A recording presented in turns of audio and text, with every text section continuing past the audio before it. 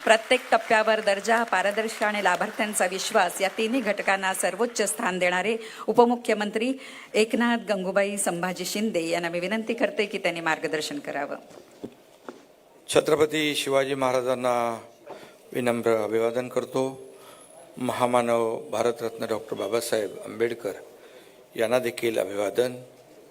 आणि आजच्या या नायगाव बीडीडी चाळ पुनर्विकास प्रकल्पातील डॉक्टर बाबासाहेब आंबेडकर संकुलातील 864 सदनिकांचा वितरण सोहळा या ठिकाणी संपन्न झाला आहे. या सोहळ्याला उपस्थित आपल्या राज्याचे लोकप्रिय मुख्यमंत्री आणि ज्यांनी अतिशय आत्ताच महाराष्ट्रातल्या जनतेसाठी सर्वसमावेशक असं महाराष्ट्राच्या प्रगतीचं अर्थसंकल्प सादर केला आणि ते देवेंद्र फडणवीस साहेब, त्याचबरोबर आमच्या उपमुख्यमंत्री सुनेत्राताई पवार, सभापती राम शिंदे साहेब, अध्यक्ष विधानसभा, आता ते विधानसभा चालू आहे म्हणून गेलेत, राहुल नार्वेकरजी, उपसभापती नीलमताई गोरे,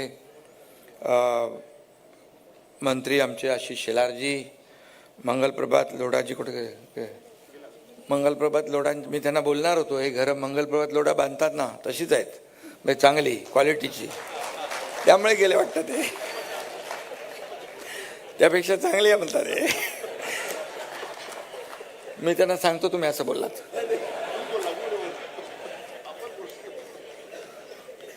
माझे सहकारी राज्यमंत्री डॉक्टर पंकज भोयर, आपल्या नीलमताई गोरे, महापौर रितुताई तावडे, सदा सरवणकरजी, मनीषाताई कायंदे आणि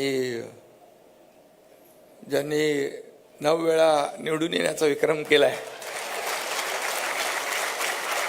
सातत्याने मी मुख्यमंत्री असताना पण कधी सोडायचेच नाही मला पाठपुरा. आता देवेंद्रजींचा पाठपुरा सोडत नाहीत, पण माझ्याकडे गृहनिर्माण खाता असल्यामुळे मलाही सोडत नाहीत ते.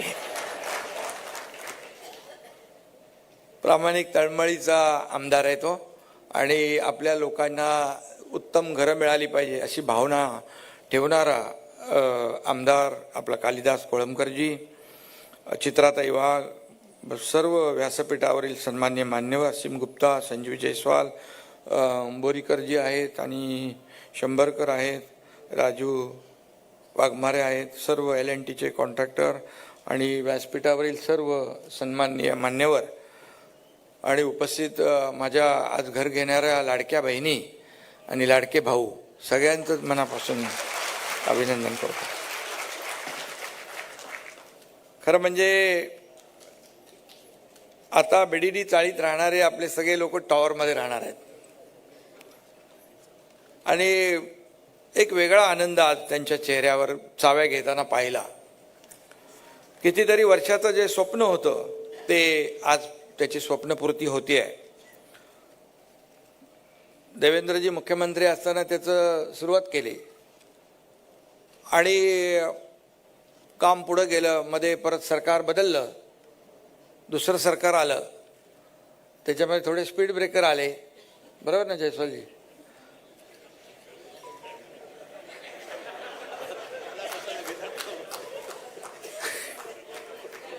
अरे तुम्हाला माहित आहे ना सगळं.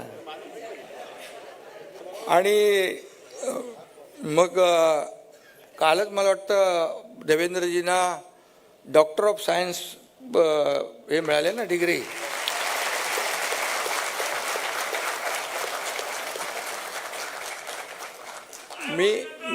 मी डॉक्टर नसलो तरी 2022ला आम्ही ऑपरेशन केलं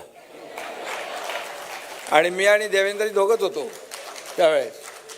आणि परत या योजनेला गती दिली आणि मला आठवत आहे की मला वाटतं 30 जून 2022ला आपण सरकार महायुतीचं आणलं आणि 2च महिन्यात यांच्यासाठी आणखी काही पोलिसांसाठी वगैरे आता ते बोलत नाही मी, पण मोठ्या सवलती आपण दिल्या आणि बीडीडीतल्या सर्व रहिवाशांसाठी अनेक निर्णय आपण त्या काळामध्ये घेतले. याचा आनंद आहे आणि समाधान देखील आम्हाला आहे. कारण हे सर्वसामान्यांचं सरकार आम्ही म्हणतो. जेव्हा सर्वसामान्य माणूस चांगल्या घरात जातो, चांगल्या घरात जाणार आहे, घर हे प्रत्येकाचं स्वप्न असतं आणि ती स्वप्नपूर्ती आज होते आहे. हा आजचा दिवस तुमच्या आयुष्यातला सुवर्णाक्षराने लिहून ठेवण्यासारखा दिवस आहे. आणि म्हणून घर हे केवळ इमारत नाही तर ती एक स्वप्नपूर्ती आहे. मी म्हटलं मगाशी, कुटुंबाच्या सुरक्षिततेचा, आत्मसन्मानाचा आणि सुख समृद्धीचा पाया आहे. आणि म्हणून बीडीडी चाळींना ऐतिहासिक वारसा आहे. मगाशी सांगितलं, या चाळींनी स्वातंत्र्याचा लढा अनुभवला आहे, गिरण्यांचा सुवर्ण काळ अनुभवलेला आहे. आणि त्याचबरोबर येथे कामगार चळवळी झाल्या, दलित पॅंथरच्या चळवळी झाल्या, घटना झाल्या. पिढ्यानपिढ्या येथे राहणाऱ्या या चाळींची भावनिक आणि सामाजिक सांस्कृतिक ऋणानुबंध या चाळींशी जोडले गेलेले आहेत. अशा या चाळी आहेत. आणि 3-3, 4-4 पिढ्या इथं गेल्या. वर्षानुवर्ष 150-160 फुटाच्या खोलीत आपण राहता आणि किती अवघड असतं हे आम्ही अनुभवलेलं आहे छोट्या घरामध्ये राहून. आणि म्हणून आम्ही नेहमी भूमिका अशी घेतो, सर्वसामान्य माणसाला चांगले दिवस आले पाहिजे, त्याच्या आयुष्यात चांगल्या सुखसोयी मिळाल्या पाहिजेत, यासाठी सातत्याने महायुती सरकारची भूमिका असते. आणि म्हणून आज बीडीडी चाळीचा पुनर्विकास होईल, घरं चाव्या मिळतील, असं काही लोकांच्या तर चेहऱ्यावर इथं वाटत नव्हतं की बाबा एवढ्या लवकर आम्हाला मिळतील. परंतु आपले आमदार देखील खंबीर होते आणि त्यांचाही पाठपुरावा सातत्याने.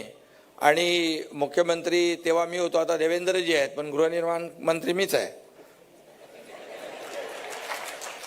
त्यामुळे काही नगरविकास मंत्री पण मी आहे. त्यामुळे काही नियम अटी शिथिल करायचे असतील, मला आठवतं अगोदरचे मंत्री फाईलच घेऊन यायचे माझ्याकडे नगरविकास मंत्री असताना, आणि मी लगेच सही करायचो. बघायचो तुम्ही काय, मी विचारायचो लोकांच्या भल्याचं आहे ना, लोकांच्या फायद्याचं आहे, मी लगेच सही करून टाकायचो. कारण सही करण्यामध्ये माझा नंबर 1 आहे. हे मी नाही अजितदादांनी सांगितलंय, देवेंद्रजी बरोबर ना. तर आजचा दिवस खरंच चांगला आहे. खरं म्हणजे आज मोठ्या घरामध्ये आपण राहतोय. 2 BHKचं घर या ठिकाणी मिळतंय. यापेक्षा तुम्हाला जेवढा आनंद आहे तेवढा आम्हालाही आहे, मुख्यमंत्र्यांनाही आहे, आमच्या सुनेत्रा ताईंनाही पण आहे, सगळ्यांना आहे आनंद. शेवटी आम्ही सर्वसामान्यांचं सरकार म्हणून हे सरकार चालवत असतो. आणि म्हणून गुढीपाडव्याच्या शुभेच्छा तुम्हाला दिलेल्याच आहेत. आणि गुढीपाडव्याची तुमची 19 तारखेला नवीन घरामध्ये गुढी उभारण्याचा आनंद तुम्हाला घेता येणार आहे. आणि बांधकामाच्या बद्दल तर मी सांगितलं मगाशी, चांगल्या क्वालिटीचं, चांगल्या धर्तीचं बांधकाम आहे आणि LNTनी केलेलं आहे. LNTची कामं चांगली असतात आणि क्वालिटी कामं करतात. आणि म्हणून आता विश्वासाचं दुसरं नाव म्हणजे म्हाडा तयार झालेलं आहे. आणि त्यामुळे एक चांगली प्रतिमा तयार झाली, ती आपण जपली पाहिजे. त्याच्यापेक्षा आणखी काय काय आपल्याला जास्त करता येईल ते आपण केलं पाहिजे. आणि लोक जेव्हा म्हणतील मेरे पास 2 व्हीलर है, मेरे पास फ्रीज है, मेरे पास TV है, तेव्हा बीडीडीतले रहिवासी म्हणतील हमारे पास रीडेव्हलप 2 BHK है. मला काही लोक म्हणाले, हे पोलीस लोक म्हणजे पोलीस किंवा कुणी तुमचं मुंबईमध्ये घर आहे का असं विचारायचे. बरोबर ना, नाही तर लग्नच व्हायचे नाही. पण आता बोलू शकतो आमच्याकडे घर नाही तर 2 BHKचं घर आहे. आणि म्हणून मी आपल्या सगळ्यांना, पोलिसांना देखील आपण हे घरं दिले आहेत ना, जयस्वाल पोलिसांना देखील आपण घरं दिलेले. आणि म्हणून म्हणतो ना आपण, घर पहावे बांधून आणि लग्न पहावे करून. ते आता इकडे सगळ्यांना शुभेच्छा आहेत माझ्या, म्हणजे बोलण्याचा उद्देश. आणि म्हणून मी आपल्याला एवढंच सांगतो की पोलीस असतील ते मुंबईची सुरक्षा दिवस रात्र उन्हात तानात वादळ वाऱ्यामध्ये आपल्या सर्वांचं रक्षण करत असतात. त्यांना देखील सवलती देण्याचं काम आपलं सरकार करतंय, नक्की करेल. आणि आता मुख्यमंत्री महोदयांच्या मार्गदर्शनाखाली देखील काही ज्या काही त्रुटी राहिल्यात, मगाशी आपले कालिदास कोळंबकर म्हणाले बाळासाहेब स्वतः यायचे त्या मंदिरामध्ये, मुख्यमंत्री महोदय त्यांच्या भाषणात सांगतील भवानी मंदिर बांधायचं आहे म्हणाले ते. आणि पार्किंगचा एक विषय आहे, तो कसा आपल्याला कॉम्पन्सेट करता येईल ते तुम्ही सांगा. आणि म्हणून आपल्याला जेवढं काही जास्तीत जास्त देता येईल ते आपण या ठिकाणी दिलं पाहिजे. खरं म्हणजे बांधकाम सुरू असताना देखील भाडं पहिलं कमी होतं, मग आपण भाडं वाढवलं. हे सगळं आणखी काही ज्या काही अडचणी त्रुटी आहेत त्या नक्की आपण दूर करू. पण सरकारचं पण आता तुम्ही थोडंसं लक्ष ठेवा, कारण लाडकी बहीण योजना आमची सुरू आहे आणि त्यामुळे थोडं ताण आहे. पण यावेळेस देवेंद्रजी सगळ्यांना वाटलं होतं एकदम टाईट बजेट होईल, पण तुम्ही थोडा म्हणजे चांगलाच अर्थतज्ञ किंवा इकॉनॉमिक्सचा तुमचा गाढा अभ्यास आणि महाराष्ट्रातली आर्थिक नाड्या तुम्हाला माहीत आहेत, त्यामुळे आपण तर शेतकऱ्यांचं 2 लाखापर्यंत कर्जही माफ करून टाकलं. त्यामुळे जो काही सगळ्यांना वाटत होतं की आपण खूप हे बजेट टाईट होईल, परंतु सामान्य आपलं महाराष्ट्र मोठा आहे, आपल्याकडे GDPमध्ये नंबर 1 आहे, आपण परदेशी गुंतवणुकीत नंबर आहे, इन्फ्रास्ट्रक्चर प्रोजेक्टमध्ये आपण देशात नंबर 1 आहोत आणि त्यामुळे आपल्याला काही महाराष्ट्र मोठं राज्य आहे. आणि म्हणून मी पुन्हा एकदा आपल्याला सगळ्यांना मनापासून आणि त्याचबरोबर मेंटेनन्स, टॉवर म्हटलं की मेंटेनन्सचा प्रश्न येतो, पण 12 वर्ष मेंटेनन्स म्हाडा करणार आहे, 12 वर्षाचं टेन्शन तुमचं घालवलेलं आहे, त्यामुळे टेन्शन फ्री होऊन तुम्ही घरात राहायला जा, काय टेन्शन घेऊ नका.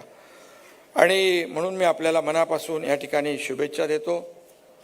ही घरं जी आहेत ही तुमचं स्वप्न आहे आणि ही घरं मला माहीत आहे की कोणी मुंबईतलं घर विकूच शकत नाही. आणि म्हणून आम्ही नेहमी म्हणतो की मुंबईकर जो आहे, मुंबईच्या बाहेर फेकला गेलेला मुंबईकर, त्याला पुन्हा मुंबईत आणण्याचं आम्हाला काम करायचं आहे आणि अशा प्रकल्पांच्या माध्यमातून आम्ही ती करतोय.